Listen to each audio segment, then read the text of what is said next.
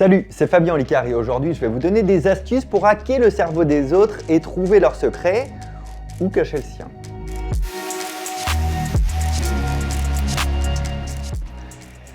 Non, malheureusement, on adorerait ça et je crois que si c'était détectable en un seul regard, on serait déjà tous au courant depuis très longtemps et on ne se poserait pas la question de cette vidéo. Mais la vraie question, c'est est-ce qu'il y a des techniques pour détecter le mensonge ? Alors en réalité, c'est oui un peu, non beaucoup. Depuis tout temps, l'être humain a voulu savoir si la personne en face de lui était sincère quand elle exprimait des sentiments ou quand elle donnait des mots. On a vu ça fin 19e, début 20e siècle, on a commencé à faire des détecteurs de mensonges plutôt mécaniques, ensuite électriques, qui allaient calculer ce qu'on pensait être des signaux du mensonge, par exemple le taux de sudation qu'il y avait au bout des doigts, est-ce que le rythme cardiaque s'accélère, est-ce que la température du corps change, et il s'est avéré que c'était pas très pertinent. Déjà, la Chine antique faisait le test de la poudre de riz qu'elle mettait dans la bouche de quelqu'un en lui posant une question. Et s'il ressortait une pâte, ça veut dire qu'il y avait de la salive et donc la personne était sincère. Si la poudre ressortait poudreuse, ça veut dire que la bouche était asséchée et donc que la personne mentait. Et là, elle a été tuée. Il y avait quand même des conséquences à ces petits tests. Alors aujourd'hui, on s'approche plus du domaine de la psychologie et des signaux un petit peu faibles pour tout ce qui est dans le langage non verbal, qui est un peu un gros mot un peu magique dans lequel on va mettre beaucoup de choses un peu vraies, un petit peu fausses, mais il s'avère que le plus pertinent, la technique la plus pertinente de la détection de mensonges, c'est la cohérence des dires. C'est-à-dire que le verbal a 75% de plus d'efficacité que le langage non verbal pour détecter si la personne est en train de mentir ou pas. C'est pas pour rien que dans les interrogatoires de police ou du FBI ou de la CIA, on les fait parler autant et on leur repose les questions pendant des jours et des jours pour essayer de détecter l'incohérence. Parce que ce qu'on détecte finalement, c'est pas le mensonge, c'est l'intensité et l'augmentation du stress.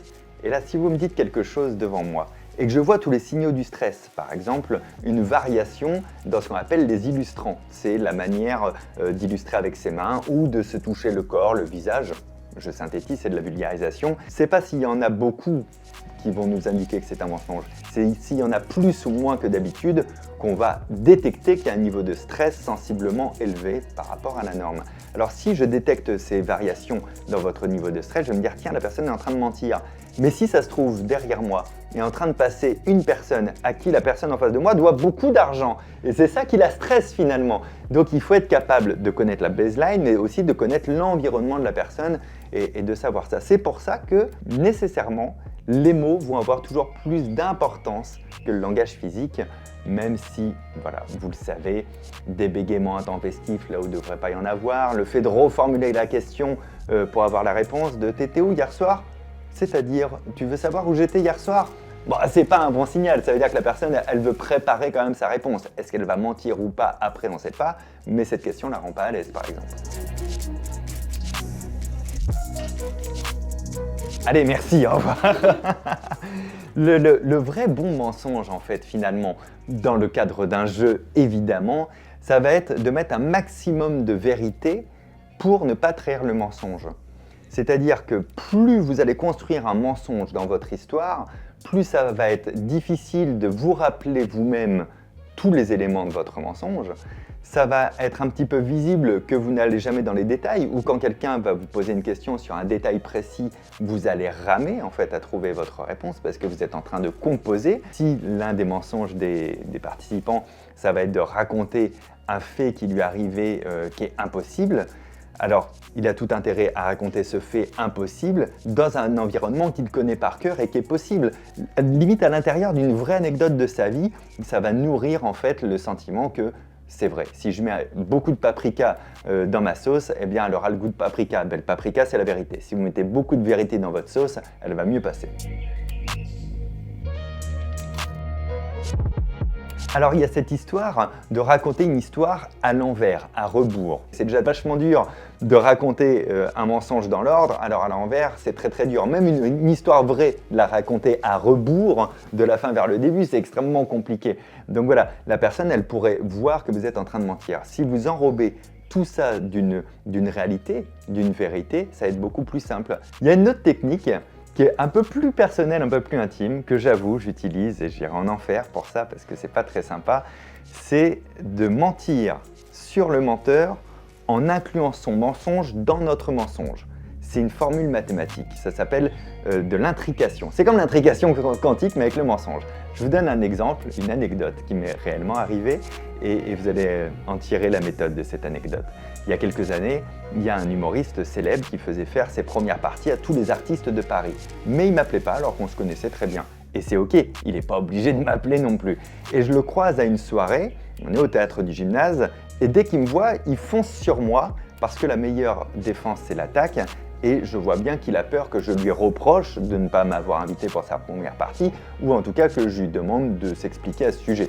Alors qu'il n'y avait pas de sujet réellement. Je travaillais avec une personne à l'époque que lui connaissait et qui était proche de moi, donc puisqu'on travaillait ensemble. Et c'est incroyable, il me dit j'ai prévenu, on va l'appeler Xavier, cette personne virtuelle. Il s'approche de moi, cet humoriste, et il me dit bah alors, tu m'as pas appelé pour mes premières parties, j'avais proposé à Xavier.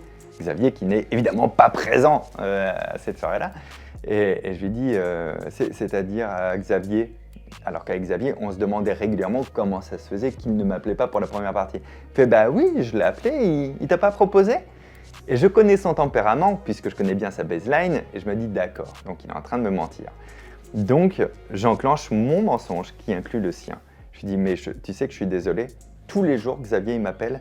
Il me dit, est-ce que tu l'as appelé pour les premières parties? Et moi, comme un imbécile, j'appelle pas. Il me fait, non, mais c'est pas grave. Je fais, si, c'est grave, parce que je te respecte pas, parce que Xavier, tous les matins, il m'envoie un SMS, appelle-le aujourd'hui. Et j'en fais des caisses comme ça. Il blanchit. Physiquement, il recule un petit peu, son corps prend un petit peu d'écart vis-à-vis du mien. Et il fait, non, mais c'est pas grave. Je fais, mais si, c'est grave, c'est très, très grave, ok? Et là, c'est un peu pépite parce que il sait que vous savez qu'il est en train de mentir. Et en même temps, pour vous le reprocher, il est obligé d'admettre que lui-même a menti. Voilà, c'est une bonne technique pour démasquer les mythos. Le conseil que je pourrais donner aux futurs habitants de la Maison des Secrets, une fois qu'ils seront à l'intérieur, c'est déjà d'oublier complètement leurs secrets. Ils savent le maîtriser et les jeux vont faire qu'ils vont être mis en danger. C'est normal, c'est le but du jeu. Donc il faut qu'ils se mettent en mode enquêteur, en mode Sherlock Holmes. Et donc, rien ne va être fait au hasard. Et c'est surtout ça qu'il faut se rappeler. Rien n'est fait au hasard. J'ai regardé beaucoup de saisons du jeu. J'aurais même aimé à la deuxième saison m'inscrire. Mais il y a déjà eu un mentaliste après qui est passé, donc j'ai jamais osé le faire. Mais c'est vraiment Sherlockien en fait comme système. Si rien n'est fait au hasard, en dehors des actions de la vie courante. Mais même celles-ci, il faut les prendre en compte parce qu'il peut y avoir aussi des secrets en interne. Il peut y avoir des personnes qui aident la voix, des personnes qui ont un secret au-dessus de leur propre secret en rentrant directement dans l'émission. Donc, il faut tout analyser, tout noter froidement et ne pas se laisser embarquer en fait par la vie collective. L'être humain est ainsi fait, il a besoin d'ocytocine, c'est une hormone dans le cerveau qu'on a dans nos relations sociales. Eh bien, il va falloir garder un petit peu le cœur froid pour avoir la tête en pleine raison. Je sais pas tellement, je suis un bon bluffeur, ça c'est une certitude parce que mon métier de toute manière c'est de mentir, c'est de bluffer, c'est d'arnaquer. Quand je déduis ce qu'il y a dans la tête de quelqu'un d'autre, c'est que j'ai réussi à avoir l'information, mais je ne suis pas télépathe. Donc je mens dans ces moments-là d'une manière assez crédible pour en faire un divertissement. Donc je suis bon pour le bluff, ça c'est sûr. Mentir, c'est assez catastrophique. Je crois que moi, quand je dois mentir, les personnes me sachant mentaliste, je sais qu'elles doutent 2 fois plus que moi et je m'en mêle les pinceaux. C'est très reposant de dire la vérité. Est-ce que j'ai menti pendant cette interview? La réponse est oui, pour le prénom de l'humoriste du coup, mais ça va. C'était Fabien Licard, bonne chance pour protéger vos secrets et en plus vous partez avec un avantage, je ne suis pas dans la maison.